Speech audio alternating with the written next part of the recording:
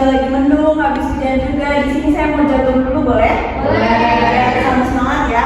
Kalau saya bilang quarter life crisis, kalian jawab we can hit it. We can hit it. We can Hit it. Oke. Hit. Ya. Artinya kita bisa menerjangnya, oke? Sip.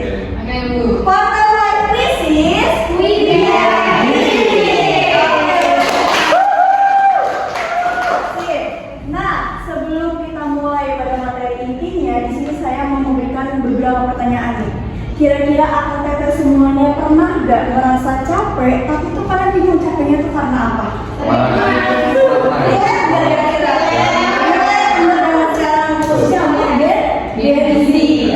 Pertanyaan yang kedua, pernah nggak kalian merasa takut, bingung, terus sering membandingkan diri dengan orang lain, terus sering kayak apa ya, ragu-ragu padahal kalian sudah effort gitu?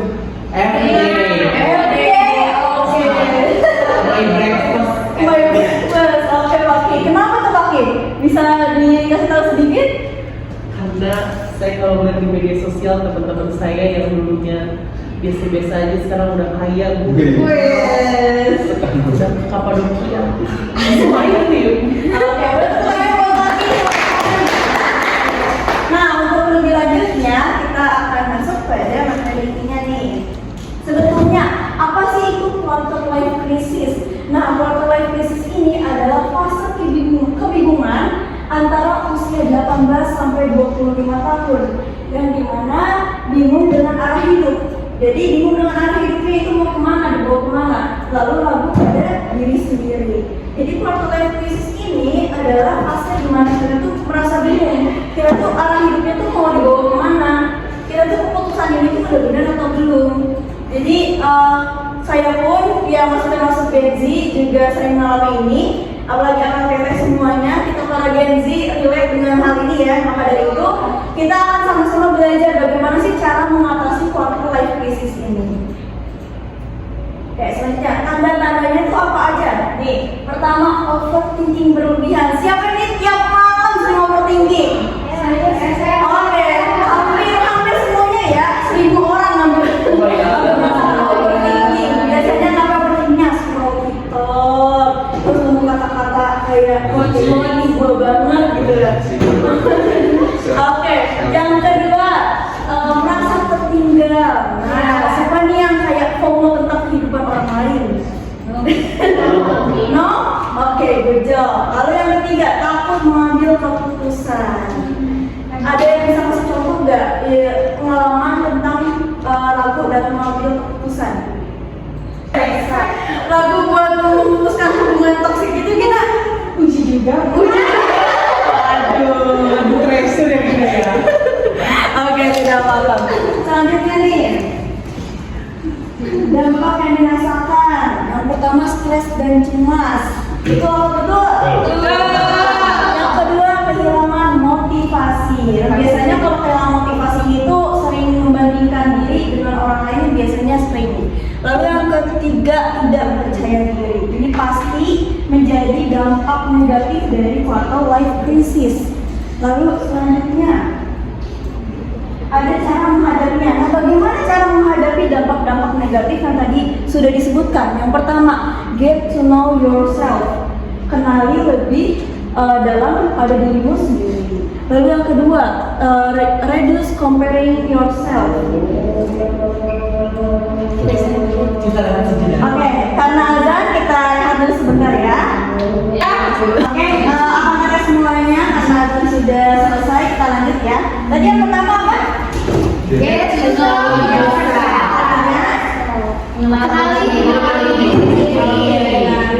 Kenali diri sendiri. Lalu yang kedua, reduce comparing yourself, artinya mengurangi membandingkan diri dengan orang lain. Lalu yang kedua, yang ketiga, set a small goal. Ada yang artinya?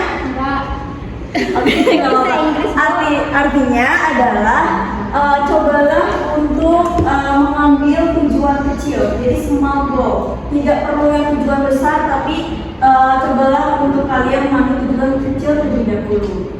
Contohnya apa? Contohnya kayak misal KTP di sini pada semester berapa nih kira-kira? 9. Ada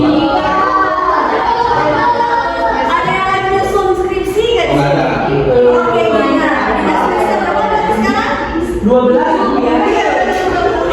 Oke, biasanya kalau lagi revisi nih, Gina sering kayak misal hari ini aku mau revisi minimal 3 halaman. Biasanya gitu nggak? Atau misalkan kamu ada goals tertentu tentang revisi proposal.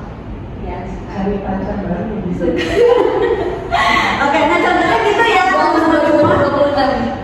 Tidak perlu yang besar terlebih dahulu, tapi tujuan kecil itu bisa membawa kita kepada perkembangan diri, walaupun kecil tapi tetap bisa jalan walaupun perlahan seperti itu.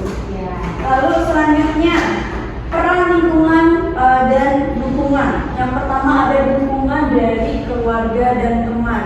Nah, peran dukungan dari keluarga dan teman ini sangat mempengaruhi masa-masa quarter life crisis kalian. Jadi kalau kalian misalkan yang suka K-pop, yang suka drakor, yang suka tim bola misalkan, itu gak apa-apa kalian masuk komunitas kalau kalian merasa nyaman dan kalian bisa menceritakan keluh kesah kalian terhadap teman kalian.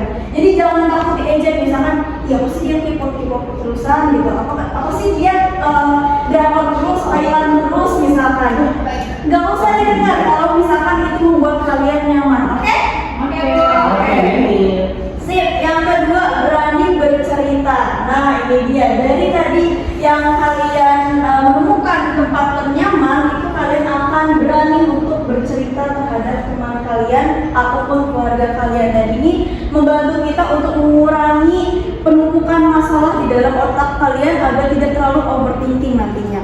Lalu yang ketiga ada cari lingkungan positif. Nah, boleh masuk komunitas atau something kayak misalkan circle tertentu, tapi kalau misalkan lingkungannya itu negatif, itu malah membuat kita menjadi arah hidupnya malah menjadi negatif. Jadi betul batin ya. Apalagi kalau misalkan punya hubungan yang toksik, nah itu karena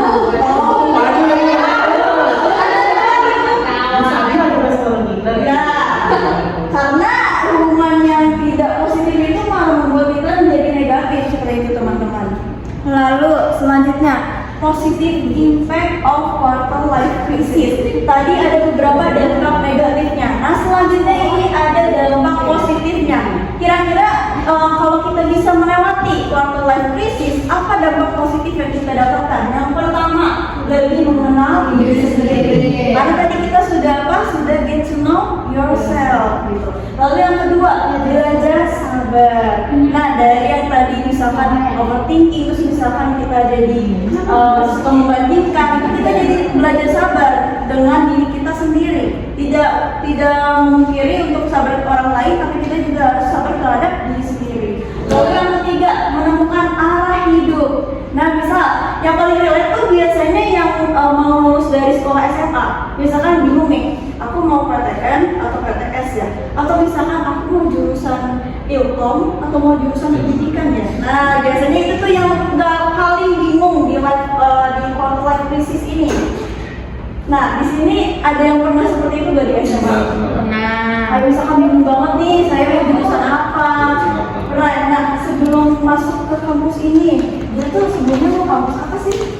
Saya tadinya di Bandung, Di Bandung? PWK teknik, tapi kata orang tua saya nggak boleh karena perempuan itu harusnya jadi ya udah pendidikan gitu.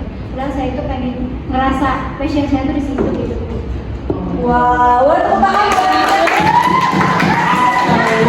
Ini podcast ya, ternyata kita tuh awalnya pengen jurusan teknik, tiba-tiba ke jurusan pendidikan. Wah, ini bener-bener yang sangat sekolah, ini kan bener-bener belok gitu ya.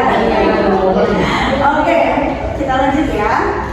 Nah, sampailah kita pada sesi Q&A.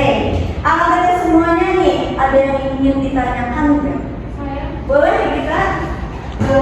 Bu, saya juga tanya, apa bedanya rasa bosan atau malas dengan quarter life crisis yang tadi Oke. dibahas? Oke, sip. Apa bedanya rasa bosan atau malas dengan quarter life crisis? Ini pertanyaan bagus ya.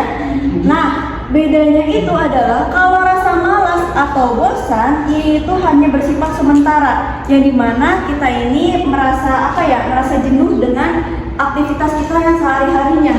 Nah, kalau kita istirahat dengan rasa bosan dan malas itu tuh langsung hilang. Jadi bersifat sementara. Kalau quarter life crisis ini biasanya jangka waktunya itu panjang. Jadi karena kita ini kebingungan dengan arah hidup kita. Jadi menyangkut hidup kita masing-masing. Jadi lebih kritis untuk diri kita sendiri daripada rasa bosan dan malas. Paham kita? Oke, terima kasih ya kita. Selanjutnya, nah sampailah kita pada sesi akhir. Sebelum saya tutup seminar kali ini, saya ada satu mengutip quotes dari C.S. Lewis. Beliau mengungkap bahwa you are never too old to set another goal or to dream a new dream. Artinya apa?